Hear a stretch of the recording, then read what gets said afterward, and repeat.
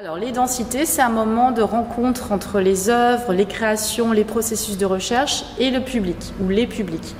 Ce densité du mois de mai se tisse à travers des partenariats et aura lieu à travers 2 lieux que sont le Cellier et le manège de la scène nationale de Reims. Alors, le 14 mai, il y aura une journée évidemment, qui va se découper entre une matinée professionnelle où les professionnels seront invités à rencontrer une étape de travail des Cognitive Overload, qui est une équipe que nous accompagnons avec le laboratoire depuis 2 ans maintenant et qui sont co-dirigés par Lucas Bassereau et Constance Diard.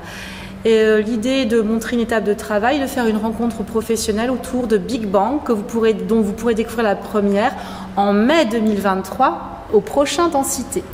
Ensuite, le 14 mai, nous irons déjeuner avec les personnes invitées et ensuite nous irons au Cellier pour voir toute la partie publique qui commencera dès 14 h pour l'accueil et qui va se passer dans tous les espaces du Cellier.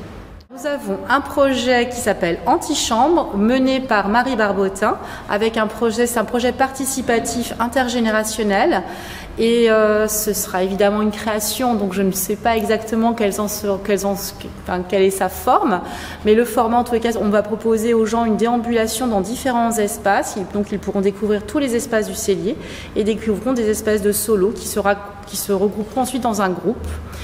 Vous pourrez découvrir le travail du collectif La Rivière qui marche aux 4 coins du monde. C'est un voyage à partir d'aéroports. On voyage, voilà, c'est vraiment un travail qui s'adresse dès les enfants.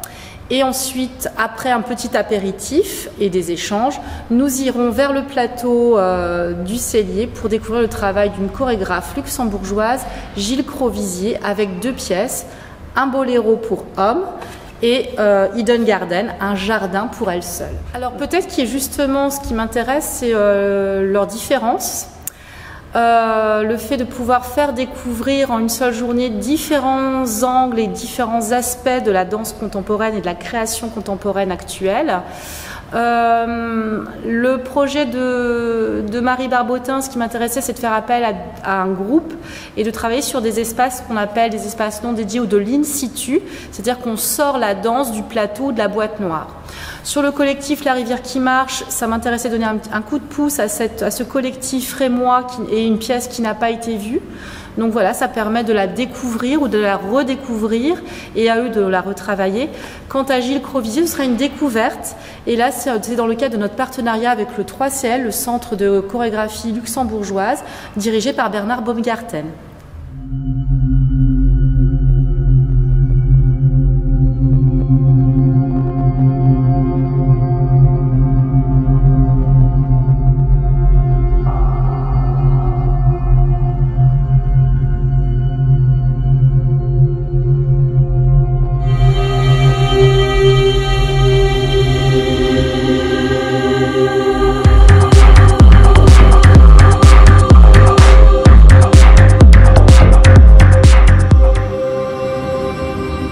Le 21 mai, il y aura Marino Vanna avec Man's Madness, sa toute nouvelle création, et ce sera une première. Donc nous sommes très heureux d'accueillir une première au manège. Marino Vanna, c'est quelqu'un qu'on a découvert en allant au pôle Sud.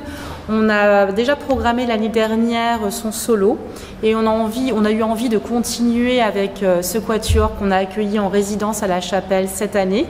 Et il est devenu, donc vous voyez, Bruno Lobé, le directeur du manège, a repéré son travail et il est devenu artiste associé à la scène nationale de Reims. Donc on est très heureux de découvrir le quatuor. Et il y aura aussi le solo de Sarah Cerno, Either Way, qu'on a également accueilli en résidence ici au laboratoire avant de découvrir son solo. Alors Marino, c'était vraiment son solo, il y avait une puissance animale et une force assez instinctive qui était juste belle, enfin, il y avait une qualité brute. Et puis il a un travail sur le rythme et je voulais voir dans la poursuite de voir quand il chorégraphie pour d'autres danseurs.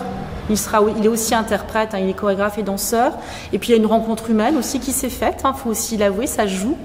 Quant à Sarah, c'est pareil, on avait vu une étape de travail, une présentation de pré-projet, et ça a été un peu de l'intuition. Enfin voilà, là il n'y a pas une raison plus particulière, mais quand j'ai vu l'étape de travail, j'étais assez convaincue. Et c'est aussi faire un pari, parce que des fois on fait tout simplement des paris.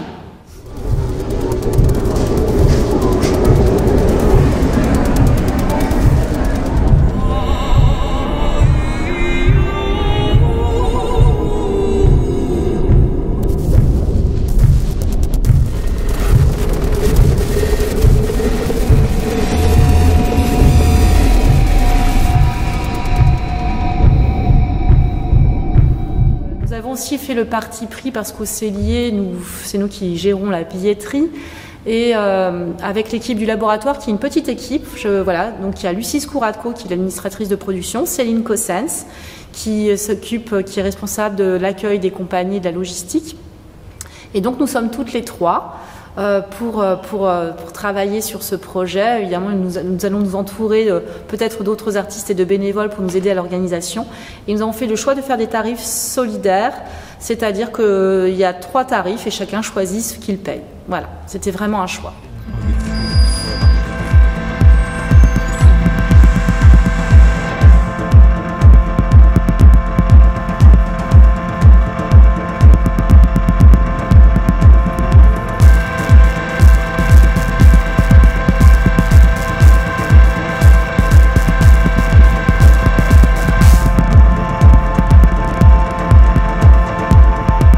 Un des enjeux majeurs du laboratoire, au-delà de pouvoir chercher, c'est de permettre à ces artistes de créer ou d'avoir l'opportunité de faire des rencontres pour effectivement avoir un réseau. Alors ça peut être aussi des rencontres entre artistes, mais aussi avec les professionnels, les directeurs de salles, etc. Et il faut savoir que le 15 mai, nous aurons un brunch ici, nous nous retrouverons à la chapelle. Toutes les équipes seront invitées pour pouvoir partager, parce que très souvent dans les festivals, ou en tant qu'artiste, on joue et on repart. Et on voulait un temps convivial, ensuite d'échange et de croisement. Avant tout, nous ne sommes pas du tout un espace de diffusion, mais plutôt un espace d'accompagnement. Nous accompagnons plutôt des artistes émergents ou des nouveaux projets. Mais l'idée n'est pas d'être un lieu de diffusion. La chapelle est le laboratorium, c'est-à-dire l'espace concret où on peut donner les clés et permettre aux personnes de chercher. Après, il y a un accompagnement sur une structuration de projet, puisqu'évidemment, avoir un projet artistique, il y a le côté artistique, mais il y a aussi le côté administratif. Porter un projet, ce n'est pas la même chose d'être porteur de projet que danseur ou même chorégraphe. Donc il y a toutes ces dimensions-là que nous prenons en compte dans le laboratoire, qui permettent d'accompagner avant tout.